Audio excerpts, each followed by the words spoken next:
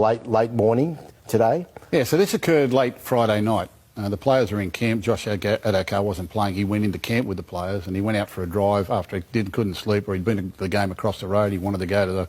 He went to the Roosters game, didn't he? Yeah, he went to the Roosters game across the road, and he come back, got in his car and went for a drive around Homebush looking for a convenience store or something. I said, what it was? And anyway, he got pulled over by a roadside police and he did a side drugs test. Now, he came in and reported it to us the next morning, but the way it was reported to us Saturday morning felt that he was rather very dismissive of it, that there was no drama, that he hadn't tested positive to anything, that allowed him to drive home and send him on his way. He was free to go. So he drove home?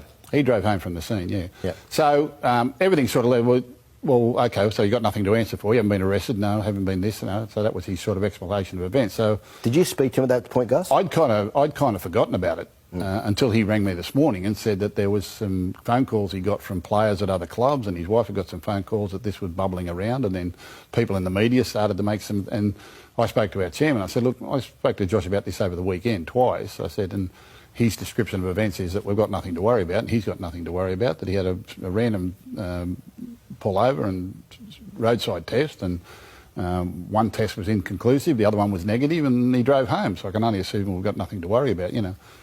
But as it turns out this afternoon, there are now conflicting reports from the police, and the way they've described the events of the afternoon, which has led me now to sit down with Josh Addo Carr and his manager face-to-face at 5 o'clock this afternoon to go through exactly how things unfolded and what's happened. And I guess in all of this, what will happen now is that the result of the second drug test will tell the tale. So he did in fact test positive at the scene. He felt it was inconclusive. The policeman did say it was positive. He was put under the arrest for the purposes of a second test.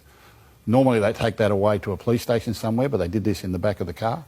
They took that sample and that's gone away to be tested.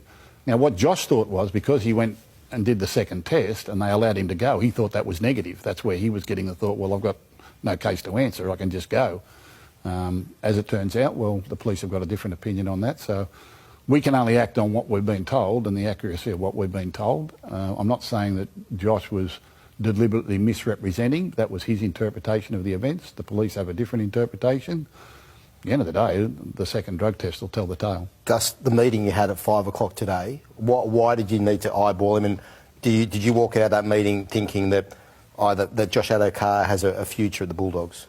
Well, got a long way to go before we get to that point. The reason I wanted the meeting with him this afternoon was because of the conflicting reports. And I spoke to police myself, and I spoke to people that I know within the police force about the procedure on these types of things. And I'm still a little bit confused of some of the events as they've been put